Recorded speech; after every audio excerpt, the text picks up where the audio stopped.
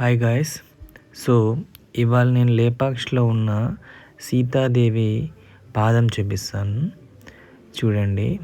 ఇక్కడ విచిత్రం ఏంటంటే ఆ పాదంలో నీళ్ళు అనేటివి వస్తుంటాయి. అవి ఎక్కడి నుంచి వస్తున్నాయో ఏంటో ఎవరికైతే తెలియదు. సో ఒకసారి చూడండి, చూపిస్తాను.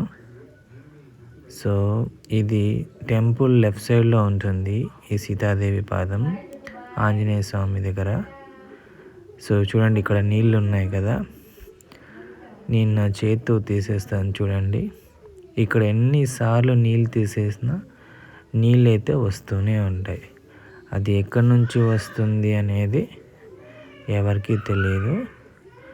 ఎండాకాలంలో అయినా నీళ్ళు వస్తూనే ఉంటాయి.